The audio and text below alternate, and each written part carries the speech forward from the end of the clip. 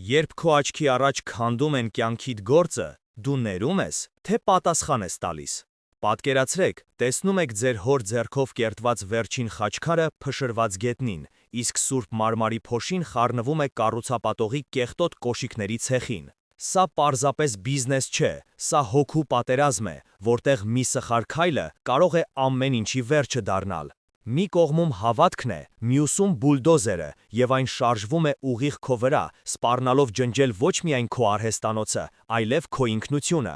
Այս պատմության մեջ մենք ցույց կտանք, թե ինչպես կարելի է ուժ գտնել, երբ թվում է, թե ամեն ինչ կորած է, բայց ամենակարևորը դուք կտեսնեք այն պահը, երբ մի հնագույն հայկական աղոթքը դառնում է ավելի հզոր զենք, քան ցանկացած փաստաբան կամ սպառնալիք։ Մի գաղտնիք, որը թաքնված է մեր եկեղեցիների քարերի մեջ և որը կարող է փոխել ամեն ինչ մեկ գիշերում։ Սա պատմություն է այն մասին, թե ինչպես սիրել թշնամուդ, երբ նա փորձում է քեզ հողին հավասարեցնել։ Բաժանորդագրվեք հիմա և մեկնաբանություններում գրեք ձեր քաղաքը, տեսնենք քանիսով ենք։ Բուլդոզերի դեղին, հրեշային շերեփը դանդաղ բարձրացավ, իր ստվերով ծածկելով արհեստանոցի ցանկապատը։ Գևորգը 45 տարեկան մի տղամարդ, որի ձեռքերը քարի փոշուց սպիտակել էին, կանգնած էր բաց դռան շեմին, ուսերին զգալով ոչ միայն առավոտյան զովը, այլև իր պապերից ժառանգած արհեստի ողջ ծանրությունը։ Նրա կողքին կանգնած էին իր երկու աշակերտները՝ երիտասարդ Վարդանն ու Հակոբը, որոնց դեմքերին վախն ու անորոշությունն էին։ Ցանկապատի մյուս կողմում Տիգրանն էր, փայլուն կոշիկներով և ինքնավստահ ժպիտով մի կառուցապատող, որի համար այս հողակտորը պարզապես հերթական բարձրահարկ շենքի տեղ էր։ Նրա կողքին երկու բարձրահասակ մռայլ տղամարդիկ էին կանգնած, ձեռքերը խաչած կրծքներին։ Տիգրանը ձեռքի ժամացույցին նայեց։ Գևորգ, վերջին անգամ եմ ասում, դու մեկ շաթաթ ունես այս գարաժը դատարկելու համար։ Բոլոր փաստաթղթերը իմ ձեռքին են, այս հող իմն է, չես ուզում խնդիրներ։ Գևորգի բռունցքները սեղմվեցին։ Սա գարաժ չէ, սա իմ պապի արհեստանոցն է, այստեղ 100 տարի խաչքար են կերտել, այս հողը դու գողացել ես, Տիգրան, և դու դա լավ գիտես։ Տիգրանը քմծի ծախ տվեց։ Զգացմունքները թող կնոջ համար, օրենքը իմ կողմն է, մեկ շաբաթ։ Նա շրջվեց և առանց հետ նայելու գնաց դեպի իր սև ջիպը։ Բուլդոզերը մի պահ մնաց տեղում, հետո շարժիչի խուլ գոռոցով հետ գնաց փոշու ամպ բարձրացնելով։ Արհեստանոցի ներսում օդը ծանր էր քարի փոշուց, լաքի հոտից և հուսահատությունից։ Գևորգի կինը Անին սուրճի բաժակները դրեց հին փայտե սեղանին, որի վրա փորագրված էին իր սկեսերայրի անվան սկզբնակառերը։ Նրանց հետ էր նաև իրենց թաղային քահանան, տեր Մարկոսը, իմաստուն աչքերով մի տարեց մարդ։ Նա չի կատակում, ասաց Վարդանը ձայնը դողալով։ Նրա մարդիկ երեկ ինձ մոտեցել էին փողոցում, ասացին՝ վարդպետիդ փոխանցիր, թող խելոք մնա։ Անին սարսափահար նայեց Գևորգին։ Գևորգ, գուցե պետք չէ համառել, սա վտանգավոր է, մենք երեխաներ ունենք։ Գևորգը գլուխը բարձրացրեց, նրա աչքերում ցավն ու զայրույթը խառնվել էին իրար։ Ուրեմն ինչ անի, թողնեմ, որ քանդեն այն ամենը, ինչ մեր ընտանիքը ստեղծել, թողնեմ, որ այս սուրբ տեղում բետոն լցնեն, սա ուղղակի հող չէ, այստեղ իմ հոր ոգին է։ Տեր Մարկոսը, որ մինչ այդ լուռ լսում էր, խոսեց. Տերն ասում է. «Սիրեցեք ձեր թշնամիներին, օրհնեցեք ձեզ անիծողներին»։ Գևորգը կտրուկ շրջվեց։ Սուրբ Հայր, հարգանքով եմ վերաբերվում ձեզ, բայց ինչպես կարող եմ սիրել մեկին, ով ուզում է ոչնչացնել ինձ։ Ինչպես օրհնեմ մեկին, ով սպառնում է իմ ընտանիքին, դա անհնար է։ Տեր Մարկոսի հայացքը մեղմ էր։ Որդիս, Քրիստոսը երբեք հեշտ ճանապարհներ չի խոստացել։ Նա չի ասել հասկացեք ձեր թշնամիներին կամ համաձայնվեք նրանց հետ։ Նա ասել է սիրեցեք։ Սա ոչ թե զգացմունք է, այլ կամքի որոշում։ Դա որոշում է չթողնել, որ նրա չարությունը քո սրտում ատելություն ծնի։ 2 օր անց Գևորգը զանգ ստացավ։ Դա իր հին ընկերն էր, Ռուբենը, որը քաղաքապետարանում էր աշխատում։ Գևորգ, վատ լուր ունեմ, շշնջաց նա հեռախոսի մեջ։ Տիգրանը շտապեցնում է գործընթացը, նա ինչ-որ մեկին տեսել է վերևներում։ Շինարարության թույլտվությունը կարող են տալ ոչ թե մեկ շաբաթից, այլ վաղը, դու պետք է ինչ-որ բան անես, այն էլ արագ։ Գևորգի սիրտը սարեց, նա նայեց արհեստանոցի անկյունում կանգնած անավարտ խաչքարին։ Դա իր հոր վերջին գործն էր, որը նա չէր հասցրել ավարտել։ Նուրբ զարդանախշերը կարծես կիսատ մնացած աղոթք լինեին։ Նա մոտեցավ քարին, մատները սահեցրեց սառը մակերեսով։ Այդ պահին դուռը բացվեց, և ներս մտան 2 ոստիկան։ Գևորգ Կարապետյան, հարցրեց ավագը։ Մեզ հետ պետք է գաք բաժանմունք, ձեզանից բողոք կա, Տիգրան Մանուկյանին սպառնալու համար։ Վարդանն ու Հակոբը քարացան տեղում։ Գևորգը դանդաղ շրջվեց, նայելով ոստիկաններին, հետո իր հոր անավարտ խաչքարին։ Նա հասկացավ, որ Տիգրանը պարզապես չի ուզում հողը, նա ուզում է կոտրել իր ոգին։ Բաժանմունքի սառը, անհյուրընկալ սենյակում քննիչը անտարբեր դեմքով մի մարդ թղթերն էր թերթում։ Ասում է սպառնացել եք իր ֆիզիկական անվտանգությանը, ասել եք կտեսնես, թե ինչ կլինի քեզ հետ, ճիշտ է։ Գևորգը գլուխը թավ տվեց։ Ես նման բան չեմ ասել, ես ասել եմ, որ նա կպատասխանի օրենքի առաջ։ Քննիչը հոգոց հանեց։ Լսիր Կարապետյան, ես քեզ մի լավ խորհուրդ տամ։ Տիգրանը լուրջ մարդ է, մի խաղակրակի հետ։ Ստորագրիր այս թուղթը, որ այլևս չես մոտենա նրան ու իր սեփականությանը եւ կարող ես գնալ։ Հակառակ դեպքում գիշերը կմնաս այստեղ։ Նա Գևորգի առաջ դրեց մի թուղթ։ Դա ոչ միայն խոստում էր, այլևս ստեյության, իր հողից եւ իրավունքներից հրաժարվելու փաստաթուղթ։ Գևորգի աչքերի առաջ եկավ Տեր Մարկոսի դեմքը. «Սիրեցեք ձեր թշնամիներին»։ Նա նայեց քննիչի ցինիկ հայացքին, հետո թղթին։ Սա սիրով պատասխանելու պահն էր, թե արդարության համար պայքարելու։ Նրա մեջ պայքարում էին երկու ուժեր՝ քրիստոնեական խոնարհությունն ու հայ տղամարդու արժանապատվությունը։ Նա վերցրեց գրիչը, բայց մատները չէին ենթարկվում։ Գևորգը գրիչը դրեց սեղանին, չստորագրելով թուղթը։ Նրա ներսում մի սառը վճռականություն էր հասունացել։ Ես ոչ մի թուղթ չեմ ստորագրի, ասաց նա հանգիստ, բայց ամուր ձայնով, որը զարմացրեց նույնիսկ իրեն։ Ես ոչ ոքի չեմ սպառնացել։ Եթե դուք ունեք ապացույցներ, ներկայացրեք, եթե ոչ, ապա ես պահանջում եմ իմ փաստաբանին։ Քննիչը զարմացած նայեց նրան, հետո զայրացած։ Նա սպասում էր վախեցած կոտրված մարդու, բայց տեսնում էր մի հանգիստ ուժ, որը չէր հասկանում։ Մի քանի լարված րոպեներ անց, երբ հասկացավ, որ ճնշումը չի օգնում, քննիչը դժկամությամբ թույլ տվեց նրան գնալ, զգուշացնելով, որ գործը դեռ փակված չէ։ Երբ Գևորգը դուրս եկավ բաժանմունքի շենքից, արդեն մթնում էր։ Նա խորը շունչ քաշեց երեկոյան սառը օդը, որը թվում էր ազատության համուն էր։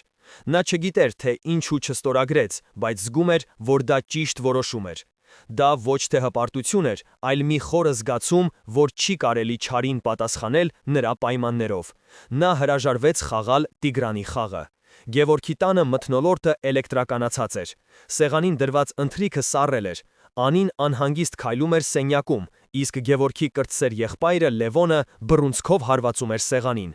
Լևոնը 38 տարեկան, գործնական, տաքարյուն եւ իրականությանը սթափ նայող մարդ էր, որը քիչ էր հավատում աղոթքների ուժին եւ շատ փողի եւ կապերի։ Ես քեզ զգուշացնում էի, Գևորգ, ես ասում էի, որ այս Տիգրանը սովորական սրիկա չէ։ Իսկ դու ինչ, Տեր հոր հետ ես զրուցում ներման մասին։ Ահա քեզ ներումը, ոստիկանական բաժանմունք։ Վաղը նրանք քեզ թմրանյութ կգցեն գրպանդ ու կփակեն տարիներով։ Արթնացիր եղբայրս։ Գևորգը հոգնած նստեց աթոռին։ Լևոն, ինչ ես առաջարկում։ Գնամ նրա մարդկանց պես իրենց լեզվով խոսեմ։ Այո, գրեթե գոռաց Լևոնը։ Ես ընկերներ ունեմ, որոնք կարող են նրա հետ զրուցել այնպես, որ նա մոռանա մեր թաղամասի ճանապարհը։ Մենք կարող ենք լավ փաստաբան վարձել, կեղտ փորել նրա անցյալից, մամուլ բարձրացնել։ Պետք է պատասխան հարված հասցնել, ոչ թե մյուս թուշը դեմ տալ։ Այդ պահին Գևորգը զգաց, որ իր ընտանիքը բաժանվում է երկու ճամբարի։ Լևոնը ռեալիստների առաջնորդն էր, իսկ ինքը ով էր ինքը։ Գևորգը ձեռքը տարավ դեպի սեղանի վրա դրված հին կաշվե կազմով ավետարանը։ Դա իր պապի ավետարանն էր, որի էջերը դեղնել էին սերունդների հպիմից։ Լսեք, ասաց նա հանգիստ, ես ուզում եմ ձեզ համար մի բան կարդալ։ Նա բացեց Ղուկասի ավետարանը եւ սկսեց կարդալ Լեռան քարոզից։ Բայց ձեզ եմ ասում, որ լսում եք, սիրեցեք ձեր թշնամիներին, բարի արեք ձեզ ատողներին, օրհնեցեք ձեզ անիծողներին եւ աղոթք արեք նրանց համար, ովքեր ձեզ նեղացնում են։ Լևոնը ծիծաղեց, դառը հիասթափված ծիծաղով։ Հիանալի է, ուղղակի հիանալի։ Տիգրանը վաղը բուլդոզերով կմտնի արհեստանոց, իսկ դու մեզ ավետարան ես կարդում։ Գևորգ, դու կորցնում ես իրականության զգացումը, սա հեքիաթ չէ, սա կյանք է, եւ այս կյանքում գայլերին ուտում են գառներին։ Անին, որի աչքերը կարմրել էին լացից, խոսեց. Լևոն, մու խոսիր այդպես, Գևորգը ճիշտ է, մենք չենք կարող չարությամբ պատասխանել չարությանը, դա մեզ կդարձնի նրա նման։ Իսկ ես չեմ ուզում սուրբ լինել, ես ուզում եմ, որ իմ երեխաները հանգիստ քնեն, կտրուկ պատասխանեց Լևոնը։ Եթե դու եղբայրս պատրաստ չես պայքարելու, ապա ես ինքս կանեմ դա։ Ես թույլ չեմ տա, որ մի սրիկա ոչնչացնի մեր հոր հիշատակը։ Նա վեր կացավ եւ դուռը շրխկացնելով դուրս եկավ։ Գևորգը մնաց նստած ձեռքին բաց ավետարանը։ Քրիստոսի խոսքերը, որ պետք է խաղաղություն բերեին, փոթորիկ էին առաջացրել իր իսկ տանը։ Նա զգաց, որ ճանապարհը, որն ընտրել էր, շատ ավելի միայնակ ու դժվարին է լինելու, քան պատկերացնում էր։ Հաջորդ առավոտ արհեստանոցի դուռը թակեցին, դա տեր Մարկոսն էր։ Նա լսել էր ոստիկանությունում տեղի ունեցածի մասին։ Քահանան լուռ նայեց Գևորգի հոգնած դեմքին, հետո իր հայացքը սևեռեց անավարտ խաչքարին։ Նա ուզում է ոչ միայն հողը, այլև հոգիդ, որդիս, ասաց նա փափուկ։ Չարի ամենամեծ հաղթանակը այն չէ, երբ նա քանդում է քո տունը, ամենամեծ հաղթանակն այն է, երբ նա ստիպում է քեզ ատել նրան, երբ նա իր թույնը լցնում է քո սրտի մեջ և քեզ դարձնում իր նման։ Գևորգը ձայն չհանեց։ Երեկ Լևոնը եկել էր ինձ մոտ, շարունակեց տերհայրը, նա զայրացած է, վիրավորված, նա սիրում է քեզ և ուզում է պաշտպանել ընտանիքը իր հասկացած ձևով։ Դու պետք է համբերատար լինես նրա հետ։ Ինչպես սուրբ հայր, հարցրեց Գևորգը ձայնը խրպոտելով, ինչպես բացատրեմ նրան մի բան, որը ես ինքս մինչև վերջ չեմ հասկանում։ Ինչպես կարող եմ սիրել Տիգրանին, երբ իմ ամբողջ էությունը պահանջում է արդարություն։ Տեր Մարկոսը ձեռքը դրեց նրա ուսին։ Արդարությունը Աստծունն է, Գևորգ, մերը ողորմությունն է։ Աղոթիր Տիգրանի համար, ոչ թե շուրթերով, այլ սրտով։ Խնդրիր Աստծուն, որ քեզ ցույց տա նրան ոչ թե որպես թշնամի, այլ որպես կորած հիվանդ հոգի։ Դա ամենադժվար բանն է, որ Աստված մեզանից պահանջում է։ Բայց միայն այդ ճանապարհով դու կգտնես խաղաղություն և ուժ։ Նրանց զրույցը ընդհատեց բջջայինի զանգը։ Դա Անին էր։ Գևորգ, արի տուն, արագ, բուլդոզերը, նրանք վերադարձել են։ Գևորգի սիրտը կատաղի բաբախում էր, երբ նա վազում էր փողոցով։ Նրա մտքում միայն Անիի խուճապահար ձայնն էր, նրանք վերադարձել են։ Երբ նա հասավ արհեստանոցի մոտ, տեսարանը սառեցրեց արյունը երակներում։ Բուլդոզերը կանգնած էր ցանկապատից մի քանի մետր հեռավորության վրա, շարժիչը գրմռում էր կարծես գազան, որը պատրաստվում է հարձակման։ Ցանկապատի մի հատված արդեն քանդված էր։ Տիգրանը կանգնած էր իր ջիպի մոտ, իսկ նրա կողքին մի քանի բանվորներ էին, ձեռքներին մուրճեր ու լոմեր։ Անին, Վարդանն ու Հակոբը կանգնած էին արհեստանոցի դիմաց, կենդանի պատնեշ կազմելով։ Մի քանի հարևաններ դուրս էին իրենց տներից, լուռ ու վախեցած հետևելով իրադարձություններին։ Գևորգը վազեց ու կանգնեց կնոջ կողքին։ Տիգրան, ինչ ես անում, դու դատարանի որոշում չունես։ Տիգրանը ծխախոտի մնացորդը գցեց գետնին և տրորեց կոշիկի տակ։ Ինձ դատարանի որոշում պետք չէ իմ սեփական հողում աշխատելու համար։ Ես քեզ զգուշացրի, Գևորգ, դու չլսեցիր, հիմա մի խանգարիր։ Նա ակնարկ արեց բանվորներին, և նրանք շարժվեցին դեպի ցանկապատի մնացած մասը։ Այդ պահին, կարծես երկնքից, հայտնվեց Լևոնը։ Նա մեքենայից դուրս թռավ և վազեց ուղիղ Տիգրանի վրա։ Հեյ դու, հեռու մնա իմ եղբոր սեփականությունից։ Տիգրանի մարդիկ շրջապատեցին Լևոնին։ Լարվածությունը հասավ գագաթնակետին։ Գևորգը նետվեց նրանց միջև։ Կանգնեք, Լևոն, պետք չէ, բայց արդեն ուշ էր։ Սկսվեց քաշքշուկ, բղավոցներ, հայհոյանքներ։ Գևորգը փորձում էր բաժանել նրանց, բայց հայտնվեց հարվածների կենտրոնում։ Մի քանի րոպե անց ամեն ինչ ավարտվեց։ Լևոնի շուրթը պատռված էր, Տիգրանի մարդկանցից մեկի քիթը առնահոսում էր։ Տիգրանը հանգիստ հանեց հեռախոսը։ Հիմա ես ոստիկանություն կկանչեմ խուլիգանության և իմ աշխատողների վրա հարձակվելու համար։ Դուք երկուստ էլ այս գիշեր բանտում կանցկացնեք։ Նա հավաքեց համարը։ Գևորգը հասկացավ, որ թաքարդի մեջ է։ Ցանկացած դիմադրություն միայն կվատթարացներ իրավիճակը։ Նրա հոգում փոթորիկ էր, զայրույթ, անզորություն, վախ։ Եվ այդ ամենի մեջ հանկարծ հիշեց տեր Մարկոսի խոսքերը։ Աղոթիր նրա համար, խնդրիր Աստծուն, որ քեզ ցույց տա նրան ոչ թե որպես թշնամի, այլ որպես կորած, հիվանդ հոգի։ Այդ պահին դա թվում էր անհնար, աբսուրդ, բայց նա այլ ելք չուներ։ Նա աչքերը փակեց և մտքում սկսեց աղոթել։ Ոչ թե իր փրկության, այլ Տիգրանի հոգու համար։ Նա աղոթում էր այնպես, ինչպես երբեք չէր աղոթել, ամբողջ սրտով, ամբողջ հոգով։ Երբ նա աչքերը բացեց, տեսավ, որ Տիգրանը տարօրինակ ձևով նայում է իրեն։ Հեռախոսը դեռ ականջին էր, բայց նա չէր խոսում։ Ինչ-որ բան փոխվել էր նրա հայացքում։ Կարծես մի պահ նրա ինքնավստահ դիմակի տակից երևացել էր մեկ ուրիշ, հոգնած, դժբախտ մի մարդ։ Լավ, Տիգրանը հանկարծ իջեցրեց հեռախոսը, այսօրվա համար բավական է։ Նա շրջվեց դեպի իր մարդիկ, գնացինք։ Նրանք զարմացած նայեցին իրենց պետին, բայց ենթարկվեցին։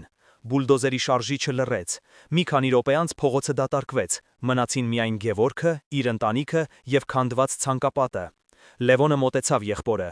Ինչ էր սա, ինչու նա գնաց։ Գևորգը չգիտեր պատասխանը, նա միայն գիտեր, որ այն պահին, երբ ինքը հրաժարվեց ատելությունից և ընտրեց աղոթքը, ինչ-որ անբացատրելի բան տեղի ունեցավ։ Դա հաղթանակ չէր, դա ընդամենը դադար էր։ Բայց այդ դադարի մեջ նա զգաց մի ուժ, որը իրենը չէր։ Այդ երեկո, երբ Տեր Մարկոսը լսեց պատմությունը, նա երկար լռեց։ Հետո ասաց. «Դու առաջին քայլն արեցիր որդիս, դու թույլ չտվեցիր, որ նրա չարությունը քո սիրտը գրավի, բայց ճանապարհը դեռ երկար է, հիմա դու պետք է ցույց տաս նրան ոչ թե խոսքով, այլ գործով, թե ինչ է նշանակում Քրիստոսի սերը»։ Հաջորդ 3 օրերի ընթացքում Գևորգը անում էր մի բան, որը հակասում էր ցանկացած տրամաբանության։ Նա աշխատում էր արհեստանոցում ոչ թե իր պատվերների վրա, այլ մի փոքրիկ նրբաճաշակ խաչքարի։ Նա իր ամբողջ վարպետությունը, իր ամբողջ հոգին դնում էր այդ քարի մեջ։ Վարդանն ու Հակոբը ոչինչ չէին հասկանում։ Վարդպետ, ինչի համար է սա, մենք ժամանակ չունենք։ Գևորգը միայն ժպտում էր։ 4-րդ օրը նա վերցրեց պատրաստի խաչքարը, զգուշորեն փաթաթեց կտորի մեջ և գնաց։ Նա գնաց Տիգրանի շքեղ գրասենյակ, որը գտնվում էր քաղաքի կենտրոնում, իր կառուցած փայլուն ապակե շենքերից մեկում։ Նա առանց զգուշացնելու մտավ ներս։ Տիգրանը նստած էր իր հսկայական սեղանի մոտ հեռախոսով խոսելով։ Երբ տեսավ Գևորգին, դեմքը քարացավ։ Նա կոպիտ ավարտեց խոսակցությունը։ «Դու ինչ գործ ունես այստեղ, ես քեզ զգուշացրել էի»։ Գևորգը լուռ մոտեցավ սեղանին և զգուշորեն դրեց խաչքարը։ «Սա քեզ համար է», ասաց նա հանգիստ։ «Թող Աստված օրհնի քո աշխատանքը և քեզ խաղաղություն տա»։ Տիգրանը նայեց խաչքարին, հետո Գևորգին, կարծես խելագարի լիներ։ Նրա դեմքին զայրույթն ու զարմանքը խառնվել են իրար։ Նա վերցրեց խաչքարը, որը կատարյալ էր իր ձևի և նախշերի մեջ։ Մի պահ թվաց, թե նրա մատները շոյում են քարի սառը մակերեսը։ Հետո նրա դեմքը կրկին կոշտացավ։ Նա վեր կացավ, գնաց դեպի սենյակի անկյունում դրված աղբամանը և առանց մի խոսք ասելու խաչքարը նետեց մեջը։ Քարի մետաղին դիպչելու ձայնը որպես ապտակ հնչեց լռության մեջ։ «Ինձ քո քարերը պետք չեն», սառը ասաց Տիգրանը, նայելով ուղիղ Գևորգի աչքերի մեջ։ «Ինձ քո հողն է պետք, հիմա դուրս արի այստեղից»։ Գևորգը կանգնած էր քարացած։ Նա զգում էր, թե ինչպես են բոլորի հայացքները սևեռված իրա վրա։ Նվաստացումը այրում էր նրան ներսից։ Նրա բարի կամքի դրսևորումը, նրա խաղաղության ձեռքը մերժվել էր ամենաստորացուցիչ ձևով։ Նա դանդաղ շրջվեց և դուրս եկավ գրասենյակից, մեջքի հետևում լսելով քխիխոցիների զսպված քխոցը։ Փողոցում նա կանգ առավ, չիմանալով ուր գնալ։ Այն ուժը, որ զգացել էր մի քանի օր առաջ, լքել էր իրեն։ Նա զգում էր միայն դատարկություն և ջախջախվածություն։ Նրա Քրիստոսի խորհուրդը կիրառելու առաջին միամիտ փորձը ավարտվել էր լիակատար ձախողմամբ։ Նա հասկացավ, որ սիրել թշնամուն, արտահայտությունը, շատ ավելի խորն ու բարդ է, քան նա պատկերացնում էր։ Դա պարզապես բարի ժեստ անելը չէր։ Դա մի բան էր, որը պահանջում էր ոչ թե մարդկային, այլ աստվածային ուժ և իմաստություն։ Եվ նա այդ պահին զգում էր, որ ինքը չունի ոչ մեկը, ոչ մյուսը։ Գևորգը ժամերով թափառում էր Երևանի փողոցներում, աննպատակ։ Նվաստացման զգացումը ծանր քարի պես նստել էր սրտին։ Նրա միամիտ փորձը չարին բարությամբ պատասխանելու ոչ միայն ձախողվել էր, այլև նրան դարձրել էր ծաղրի առարկա։ Նա իրեն զգում էր հիմար, թույլ, պարտված։ Երբ ուշ երեկոյան վերադարձավ տուն, Լևոնը սպասում էր նրան։ Եղբոր դեմքը մռայլ էր։ Նա ձեռքին պահում էր տեղական թերթի թարմ համարը։ Առանց մի խոսք ասելու նա թերթը դրեց Գևորգի առաջ։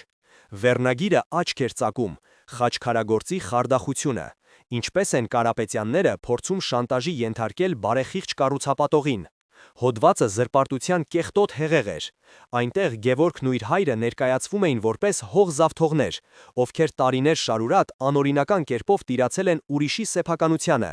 Իսկ այժմ, երբ օրինական տերը, հարգարժան գործարար Տիգրան Մանուկյանը ցանկանում է վերականգնել իր իրավունքները, նրանք դիմում են սպառնալիքների և հասարակական կարծիքը մոլորեցնելու փորձերի։ Նյութը լի էր կեղծ փաստերով, անանուն ականատեսների վկայություններով և Տիգրանի լուսանկարով, որտեղ նա բարեգործական միջոցառման ժամանակ երեխաների էր գրկել։ Գևորգի ձեռքերը սկսեցին դողալ։ Սա պարզապես հարված չէր իրեն, սա հարված էր իրեն հոր հիշատակին, իր ընտանիքի պատվին։ Հիմա գոհ ես քո սիրեցեք թշնամիներին քաղաքականությունից, սառը հարցրեց Լևոնը։ Դու նրան խաչքար ես նվիրում, նա քո անունը խառնում է ցեղին։ Ահա քո քրիստոնեական սիրո արդյունքը։ Վաղը մեր մայրը շուկա չի կարողանա գնալ։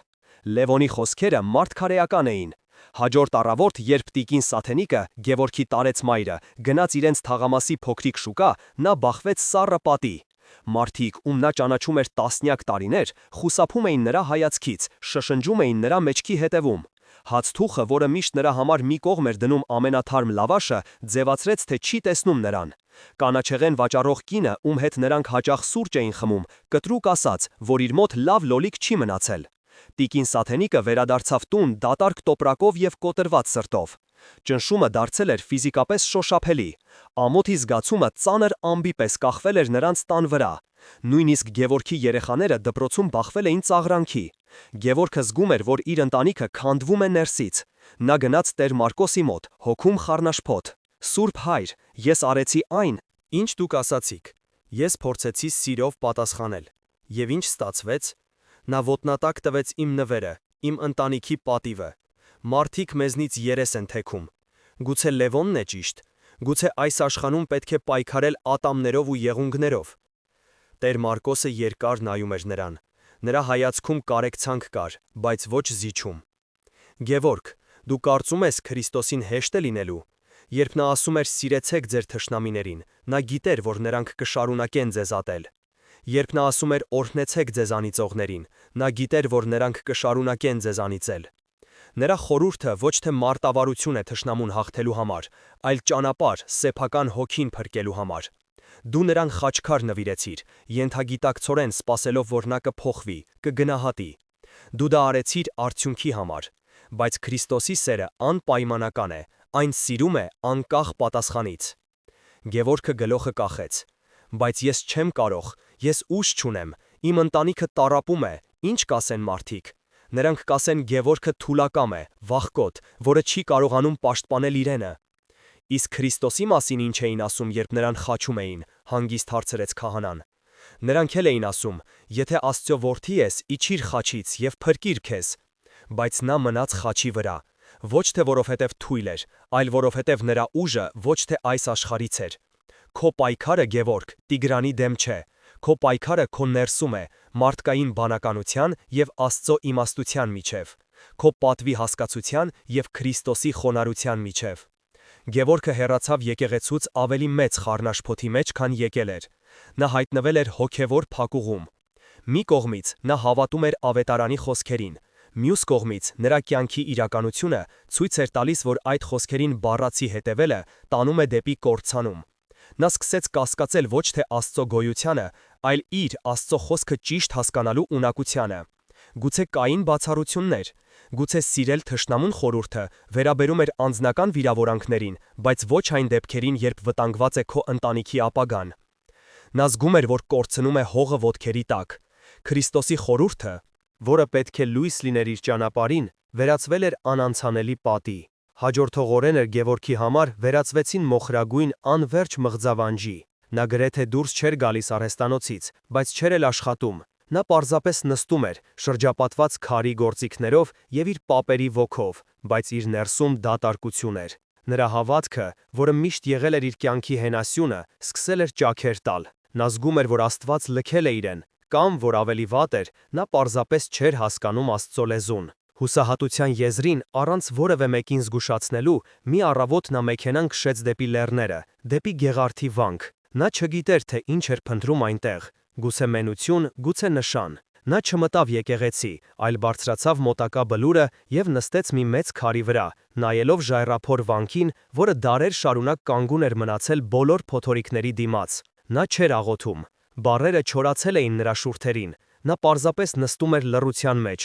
թույլ տալով, որ իր ներսի ցավն ու խառնաշփոթը լուր հոսեն։ Ժամեր անցան, արևը սկսեց մայր մտնել, լեռները ներկելով նարնջագույնն ու մանուշակագույն երանգներով։ Հենց այդ պահին նրա ուշադրությունը գրավեց մի տեսարան վանքի բակում։ Մի քանի տղաներ խաղում էին, վազվզելով։ Նրանց հետ մի թափառական շուն էր, որը ուրախ պոչ էր թափահարում։ Հանկարծ տղաներից մեկը ամենաաղմկոտը քար վերցրեց գետնից եւ նետեց շան վրա։ Քարը դիպավ կենթանու թաթին, շունը ցավից կաղկանձեց եւ կաղալով փախավ։ Գևորգի սրտում զայրույթի ալիք բարձրացավ։ Նա ուզում էր գոռալ, իջնել ներքև եւ դաս տալ անխիղճ տղային, բայց հետո նա տեսավ մի բան, որը ստիպեց նրան քարանալ։ Վանքի դռնից դուրս եկավ մի ալեհեր, երկար մորուքով վանական։ Նա տեսել էր ամեն ինչ։ Դանդաղ քայլերով նա մոտեցավ այն տեղին, որտեղ ընկած էր տղայի նետած քարը։ Գևորգը սպասում էր, որ վանականը կվերցնի քարը եւ կհանդիմանի տղաներին, կամ գուցե նույնիսկ հետ կնետի այն, բայց վանականը արեց մի բան անսպասելի։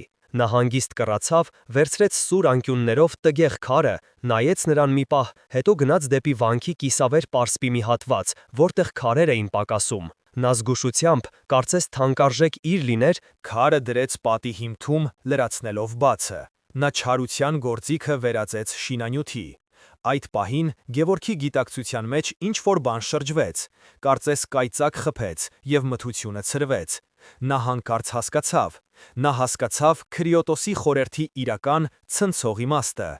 Սիրեցեք ձեր թշնամիներին։ Դա չէր նշանակում անտարբեր լինել չարիքի նկատմամբ, դա չէր նշանակում թույլ տալ, որ քեզ ոչնչացնեն, դա չէր նշանակում պասիվ կերպով հանդուրժել անարդարությունը, դա նշանակում էր չարի կործանարար էներգիան վերցնել եւ այն վերափոխել արարման էներգիայի։ Տիգրանը քար էր նետում իր վրա, զրպարտության քար, ճնշման քար, ատելության քար։ Իսկ ինչ էր անում ինքը Գևորգը։ Նա կամ փորձում էր այդ քարը հետ նետել, ինչպես Լևոնն էր առաջարկում, կամ պարզապես կանգնում էր եւ թույլ տալիս, որ այդ քարերը հարվածեն իրեն, ինչպես ինքն էր փորձում անել։ Երկու դեպքում էլ նա թույլ էր տալիս, որ Տիգրանի չարությունը որոշի խաղի կանոնները։ Քրիստոսն առաջարկում էր երրորդ ճանապարհը։ Վերցրու այն քարը, որ նետում են քո վրա, եւ դրանով կառուցիր մի բան։ Օգտագործիր քո դեմ ուղված ուժը որպես վառելիք քո սեփական շարժման համար։ Մի պայքարի նրա դեմ, այլ վերահղիր նրա հարվածը։ Գևորգը ցնցված էր այս հայտնության պարզությունից եւ հանճարեղությունից։ Դա այնքան տրամաբանական էր, այնքան խորը եւ միևնույն ժամանակ այնքան անսպասելի։ Նրա բոլոր նախորդ փորձերը, խաչքար նվիրելը, պասիվ դիմադրությունը հանկարծ երևացին իրենց իսկական լույսի ներքո, որպես մակերեսային միամիտ մեկնաբանություններ։ Նա հասկացել էր բառերը, բայց ոչ երաժշտությունը։ Այժմ նա լսում էր երաժշտությունը։ Նրա աչքերը լցվեցին արցունքով, ոչ թե ցավի, այլ երախտագիտության։ Նա հասկացավ, որ Քրիստոսի իմաստությունը ոչ թե այս աշխարհից կտրված իդեալիզմ է, այլ ամենագործնական, ամենահզոր ռազմավարությունը, որը երբևէ տրվել է մարդկությանը։ Դա պարտվողի փիլիսոփայություն չէր, այլ հոգևոր ձյուդոյի արվեստ, որտեղ դու օգտագործում ես հակառակորդի ուժը նրան հաղթելու համար, առանց նրան նման դառնալու։ Նա վեր կացավ։ Նրա մեջ այլևս չկար ոչ վախ, ոչ զայրույթ, ոչ հուսահատություն, կար միայն պարզ հանգիստ վճռականություն։ Նա գիտեր, թե ինչ պետք է անի։ Նա այլևս չէր պատրաստվում պայքարել Տիգրանի դեմ։ Նա պատրաստվում էր կառուցել։ Եվ նա պատրաստվում էր օգտագործել հենց այն քարերը, որ Տիգրանը նետում էր իր վրա, որպես իր նոր շինության հիմնաքարեր։ Երբ Գևարգը վերադարձավ Գեղարդից, նա այլ մարդ էր։ Արտաքուստ նույնն էր, նույն հոգնած աչքերը, քարի փոշով պատված ձեռքերը, բայց նրա ներսում մի անսասան հանգստություն էր տիրում, որը զարմացնում էր բոլորին։ Նա այլևս չէր խոսում պարտության կամ անարդարության մասին։ Նրա մեջ ծնվել էր մի ծրագիր, այնքան համարձակ ու անսպասելի, որ սկզբում թվում էր խելագարություն։ Այդ երեկո նա հավաքեց իր ընտանիքին, Անիին, Լևոնին, իր մորը, ինչպես նաև Վարդանին ու Հակոբին։ Նրանք նստած էին արհեստանոցում, որի կիսաքանդ ցանկապատից ներս էր թափանցում փողոցային լապտերի տխուր լույսը։ Գևորգը սպասեց մինչև բոլորը լռեն, հետո հանգիստ, բայց վստահ ձայնով ասաց. Ես գտա պատասխանը։ Բոլորի հայացքները սևեռվեցին նրա վրա։ Լևոնը հոգնած ձեռքով շփեց դեմքը։ Գևորգ, խնդրում եմ, եթե նորից ավետարանից մեջբերումներ ես անելու։ Ոչ, ընդհատեց նրան Գևորգը, սա մեջբերում չէ, սա գործողության ծրագիր է։ Տիգրանը քարեր է նետում մեր վրա, նա օգտագործում է իր փողը, իր կապերը, մամուլը, որպեսի մեզ կոտրի։ Մենք սխալ էինք անում, փորձելով կամ հետ նետել այդ քարերը, կամ պարզապես կանգնել դրանց տակ։ Այսուհետ մենք այդ քարերը հավաքելու ենք։ Նա մի պահ դադար տվեց, որպեսի խոսքերը տեղ հասնեն։ Տիգրանը ուզում է վերցնել մեր հողը, որպեսի այստեղ իր համար շքեղ առանձնատուն կառուցի։ Շատ լավ, իսկ մենք հենց այստեղ նրա ապագա առանձնատան քթի տակ սկսելու ենք վերականգնել այն հին, լքված մատուռը, որը գտնվում է մեր հողամասի հետևում։ Սենյակում մեռյալ լռություն տիրեց։ Լևոնը նայում էր եղբորը, կարծես նա վերջնականապես կորցրել էր բանականությունը։ Դու լուրջ ես, մատուռ, ինչի մասին ես խոսում, այդ ավերակը 100 տարի է ոչ հոգի պետք չէ, իսկ մենք ինչ փողով ենք դա անելու, և ինչ իմաստ ունի։ Իմաստը շատ պարզ է, պատասխանեց Գևորգը, և նրա աչքերում կրակ վառվեց։ Տիգրանը մեր դեմ օգտագործում է ագահության և ոչնչացման էներգիան։ Մենք նրա էներգիան վերածելու ենք ստեղծագործության և աղոթքի։ Նա ուզում է այս վայրը դարձնել մեկ մարդու հարստության խորհրդանիշ, իսկ մենք այն կդարձնենք բոլորի համար աղոթքի տուն։ Մենք կանենք դա մեր ձեռքերով, անվճար, որպես նվեր մեր համայնքին։ Թող նա կառուցի իր պալատը, իսկ կողքին կլինի Աստծո տունը, որը կառուցվել է հենց այն ատելության քարերով, որ նա նետել է մեր վրա։ Լևոնը գլուխը թափ տվեց։ Սա խելագարություն է, քո դեմ իսկական գիշատիչ է, իսկ դու ուզում ես մատուռ կառուցել։ Նա մեզ ավելի շատ կծաղրի։ Բայց հետո խոսեց Անին։ Նա ամբողջ ընթացքում լուռ նայում էր ամուսնուն։ Երկար ամիսների ընթացքում առաջին անգամ նա տեսավ Գևորգի աչքերում ոչ թե ցավ ու անզորություն, այլ ուժ և լույս։ Նա մոտեցավ և ձեռքը դրեց Գևորգի ձեռքին։ Ես քեզ հետ եմ, ասաց նա պարզ ու հանգիստ։ Այդ երկու բառը փոխեցին ամեն ինչ։ Լևոնը դեռ կասկածում էր, բայց Անիի հավատը սասանեց նրա վստահությունը։ Վարդանն ու Հակոբը, որոնք ոգեշնչվել էին իրենց վարպետի անսպասելի վճռականությունից, միմյանց նահեցին և գլխով արեցին։ Մենք էլ ենք ձեզ հետ, վարպետ։ Հաջորդ օրը նրանք սկսեցին։ Գևորգը իր ծրագրի մասին պատմեց Տեր Մարկոսին։ Քահանան երկար լսեց, հետո ժպտաց։ Աստծո իմաստությունը հաճախ մարդկանց խելագարություն է թվում, ասաց նա։ Դու ճիշտ ճանապարհին ես, եկեղեցին կօգնի, ինչով կարող է։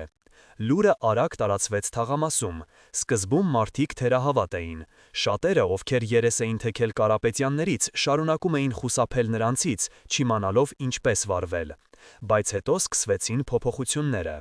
Առաջինը միացավ իրենց հարևանը, պապի Հովսեփը, 80-ամյա մի ատաղձագործ, որի ձեռքերը դողում էին, բայց աչքերը դեռ պայծառ էին։ Նա եկավ իր հին գործիքներով և ասաց. «Իմ պապն այս մատուռում է մկրտվել, ես կօգնեմ փայտի գործով»։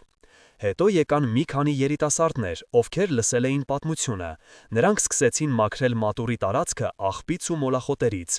Այն կանայք, որոնք շուկայում անտեսել էին տիկին Սաթենիկին, սկսեցին տաք ճաշ բերել աշխատողների համար, ամաչելով նայել նրա աչքերին։ Լևոնը, տեսնելով այս ամենը, դեռ չէր հավատում, բայց մի օր նա եկավ ոչ թե վիճելու, այլ աշխատանքային ձեռնոցներով։ Նա լուռ սկսեց օգնել քարերը տեղափոխելուն։ Քրիստոսի խորհրդի նոր ըմբռնումը սկսել էր ոչ թե բաժանել, այլ միավորել մարդկանց։ Այն ստեղծում էր նոր, անսպասելի դաշինքներ, հիմնված ոչ թե ընդհանուր թշնամու, այլ ընդհանուր բարի գործի վրա։ Տիգրանը մի քանի անգամ իր ջիպով անցավ այդ փողոցով։ Նա տեսնում էր աճող եռուզեռը, մաքրվող տարածքը, պատերին հայտնվող առաջին նոր քարերը։ Նրա դեմքին զարմանքի և զայրույքի խառնուրդ էր։ Նա չէր հասկանում, թե ինչ է կատարվում։ Նրա զենքը, ճնշումը, զրպարտությունը, վախը կարծես թե չէր աշխատում։ Ընդհակառակը, իր յուրաքանչյուր հարվածը կարծես ավելի շատ էներգիա էր տալիս այս տարօրինակ շարժմանը։ Նա փորձում էր կռվել, բայց իր դիմաց ոչ ոք չկար։ Նրա թշնամին պարզապես հրաժարվում էր իր հետ կռվելուց։ Փոխարենը նա կառուցում էր եկեղեցի։ Մատուռի շինարարությունը վերածվեց հոգևոր մարտադաշտի։ Գևորգի համար յուրաքանչյուր դրված քարը ոչ թե պարզապես շինարարական գործողություն էր, այլ աղոթք, հավատքի դրսևորում և Քրիստոսի խորհրդի գործնական կիրառում։ Նա իր ամբողջ էներգիան, որը նախկինում վատնում էր զայրույթի և վախի վրա, այժմ ուղղում էր արարմանը։ Տիգրանը, տեսնելով, որ իր սպառնալիքներն ու հասարակական սևացումը չեն կոտրում Գևորգին, փոխեց մարտավարությունը։ Նա անցավ հոգեբանական ահաբեկման։ Ամեն առավոտ, երբ Գևորգն ու իր փոքրիկ թիմը սկսում էին աշխատանքը, ժամանում էին Տիգրանի երկու սև ջիպերը։ Նրան մարդիկ ֆիզիկապես ձեռք չէին տալիս, բայց ստեղծում էին անտանելի մթնոլորտ։ Նրանք մեքենաներից միացնում էին ականջ ծակող ռաբիս երաժշտություն, որը խլացնում էր ցանկացած խոսակցություն և խանգարում կենտրոնանալ։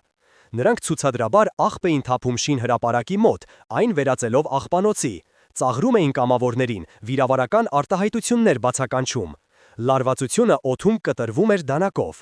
Շատերը, ովքեր սկզբում միացել էին ոգևորությամբ, սկսեցին վախենալ եւ մեկ առ մեկ հեռանալ, բայց Գևորգը անսասան էր։ Որքան բարձր էր հնչում երաժշտությունը, այնքան ավելի կենտրոնացած էր նա դնում հերթական քարը շաղախի վրա։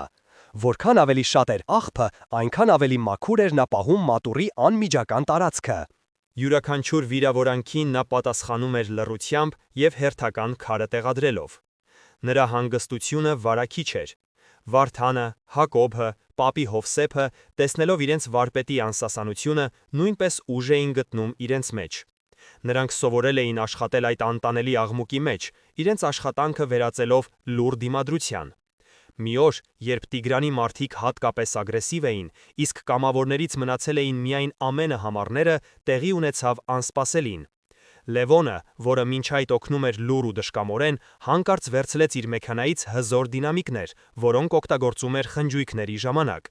Նա միացրեց դրանք եւ ամբողջ թաղամասում հնչեց ոչ թե ռաբիս, այլ կոմիտասի հորովելը։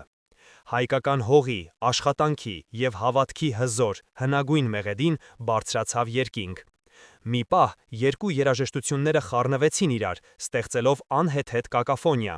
Հետո, կարծես հասկանալով, որ պարտվում են այս տարօրինակ երաժշտական մենամարտում, Տիգրանի մարդիկ անջատեցին իրենց երաժշտությունը։ Լռության մեջ հնչուներ միայն կոմիտասը։ Դա շրջադարձային պահ էր։ Լևոնը գտել էր իր պայքարի ձևը, ոչ թե բռունցքներով, այլ իր մշակույթի ուժով։ Այդ օրվանից սկսած ամեն առավոտ շինհրապարակը վերածվում էր համերգասրահի։ Մի կողմից Տիգրանի ագրեսիվ երաժշտությունը, մյուս կողմից հայկական դասական կամ հոգևոր երաժշտություն։ Եվ մարդիկ սկսեցին վերադառնալ։ Ոչ միայն օգնելու, այլև պարզապես ներկա լինելու, լսելու, իրենց աջակցությունը ցույց տալու։ Տեղական փոքր լրատվական կայքերից մեկի երիտասարդ լրագրողուհին, լսելով այս տարօրինակ պատմության մասին, եկավ ռեպորտաժ պատրաստելու։ Նա տեսավ երկու ճամբարները՝ ագրեսիան եւ ստեղծագործությունը, եւ գրեց մի հոդված, ով կհաղթի՝ բուլդոզերը թե կոմիտասը։ Հոդվածը արագ տարածվեց համացանցում։ Մարդիկ սկսեցին գալ Երևանի տարբեր ծայրերից։ Ոմանք բերում էին ուտելիք, ոմանք շինանյութ, ոմանք էլ պարզապես գալիս էին իրենց ներկայությամբ ուժ տալու։ Մատուռի շինարարությունը դարձավ համաքաղաքական երևույթ։ Գևորգը, որը սկսել էր այս գործը միայնակ, այժմ իր կողքին ուներ հարյուրավոր մարդկանց։ Նա հասկացել էր Քրիստոսի խորհրդի մեկ այն խորություն. Երբ դու չարի էներգիան վերածում ես բարու, այդ բարին սկսում է ձգել դեպի իրեն այլ բարի ուժեր, ստեղծելով մի շղթայական ռեակցիա, որը չարն այլևս ի վիճակի չէ կանգնեցնել։ Նա հաղթում էր Տիգրանին առանց նրա դեմ որևէ ուղղակի գործողություն անելու։ Նա պարզապես կառուցում էր իր աշխարհը, հիմնված սիրո եւ արարման վրա, եւ այդ աշխարհն այնքան գրավիչ էր դառնում, որ Տիգրանի ատելության աշխարհը սկսում էր մենակ ու անիմաստ թվալ դրա կողքին։ Մատուռի օծման օրը արևոտ էր ու տոնական։ Փոքրիկ շինությունը, որը կառուցվել էր հավատքով եւ համայնքի միասնական ուժերով, փայլում էր իր նորությամբ։ Օդում խնքի բույր էր, իսկ շուրջ բոլորը հավաքվել էր հսկայական բազմություն, ոչ միայն թաղամասի բնակիչներ, այլև բազմաթիվ երևանցիներ, որոնք հետևել էին այս անհավանական պատմությանը։ Գևորգը կանգնած էր մատուռի մուտքի մոտ, Անիի եւ իր երեխաների կողքին։ Նրա սիրտը լի էր խաղաղությամբ եւ երախտագիտությամբ։ Հանկարծ բազմությունը խշշաց եւ ճանապարհ տվեց։ Սև փայլուն ջիպը կանգ առավ մոտակայքում եւ միջից դուրս եկավ Տիգրանը։ Նա մենակ էր։ Նրա դեմքը քարի պես անարտահայտիչ էր, հագին սև կոստյում։ Բոլորը լռեցին, սպասելով, թե ինչ է լինելու։ Սա գագաթնակետն էր։ Տիգրանը դանդաղ քայլերով անցավ ամբոխի միջով եւ կանգնեց ուղիղ Գևորգի դիմաց։ Նրանց հայացքները հանդիպեցին։ Տիգրանի աչքերում այլևս չկար ամբարտավանություն, այլ միայն անսահման հոգնածություն եւ ներքին պայքար։ Գևորգը չսպասեց, որ նա խոսի։ Նա ձեռքը մեկնեց ոչ թե սեղմելու, այլ տալու։ Նրա ափի մեջ դրված էր մի փոքրիկ հարթեցված քար, որի վրա նրբորեն փորագրված էր մի խաչ։ Ես իմացա, որ ձեր ծնողները Վարդանն ու Մարիամը այս թաղամասում են ապրել, ասաց Գևորգը հանգիստ, բայց այնպես, որ բոլորը լսեն։ Այս մատուռը կառուցվել է նաև նրանց հիշատակին, թող նրանց հոգիները խաղաղություն գտնեն։ Նա քարը դրեց Տիգրանի ձեռքի մեջ։ Մի պահ Տիգրանի դեմքի դիմակը ճաք տվեց, նրա շուրթերը դողացին, կարծես ուզում էր ինչ-որ բան ասել, բայց բառեր չէր գտնում։ Նրա մատները սեղմեցին փոքրիկ քարը։ Այդ պահին նա ոչ թե ամենակարող գործարար էր, այլ պարզապես մի մարդ, ում հիշեցրել էին իր արմատների, իր ծնողների մասին, այն ամենի մասին, ինչը նա կորցրել էր փողի և իշխանության հետևից վազելիս։ Նա ոչինչ չասաց, պարզապես կտրուկ շրջվեց, նստեց իր մեքենան և հեռացավ, բայց բոլորը տեսան, որ նա այլ մարդ էր հեռանում։ Դա հաղթանակ չէր, դա հաշտություն էր, ոչ թե մարդկանց միջև, այլ մարդու և իր խղճի միջև։ Ամիսներ անց մատուռը դարձավ թաղամասի սիրտը։ Գևորգի արհեստանոցը ծաղկում էր, պատվերներն այնքան շատ էին, որ նա ստիպված եղավ վերցնել նոր աշակերտների։ Բայց ամենամեծ փոփոխությունը տեղի էր ունեցել նրա ընտանիքում։ Մի երեկո, երբ նրանք աշխատում էին արհեստանոցում, Լևոնը, որը լուր տաշում էր մի քար, հանկարծ ասաց. «Գիտես, ես երկար մտածեցի։ Դու ավելի ուժեղ գտնվեցիր, քան ես, եղբայրս։ Ես ուզում էի կռվել կրակով, իսկ դու ջրով հանգցրիր կրակը»։ Այդ լռության մեջ, մուրճի և սայրի հարվածների ներքո, ասված այդ խոսքերը ավելին էին, քան ցանկացած ներողություն։ Դա հարգանքի և ըմբռնման խոստովանություն էր։ Նրանց հարաբերությունները վերականգնվել էին ավելի ամուր հիմքի վրա։ Մի օր Գևորգը փոստով մի ծրար ստացավ։ Մեջը փաստաթղթեր էին, որոնք վկայում էին, որ արհեստանոցի հողատարածքի սեփականության իրավունքը անվերապահորեն վերադարձվել է Կարապետյանների ընտանիքին։ Ուղարկողի անուն նշված չէր, բայց Գևորգը գիտեր, թե ով է դա։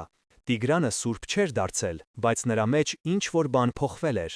Գևորգի արարքը ոչ թե ոչնչացրել էր նրան, այլ արթնացրել էր նրա մեջ քնած մարդուն։ Սիրելի բարեկամներ, մենք միասին անցանք Գևորգի պատմության միջով։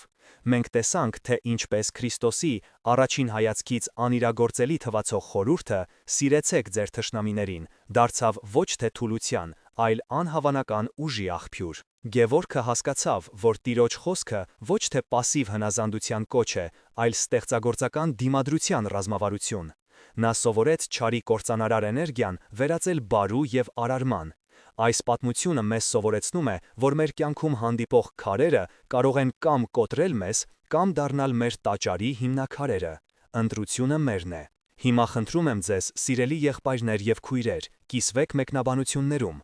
Ինչպես կկիրառեիք Հիսուսի այս խորհուրդը ձեր կյանքի իրավիճակներում։ Ինչ դասեր քաղեցիք Գևորգի պատմությունից։ Շնորհակալ եմ, որ այս ճանապարհորդության ընթացքում մեզ հետ էիք։ Թող Տիրոջ խաղաղությունը և իմաստությունը լինեն ձեզ հետ։ Ամեն։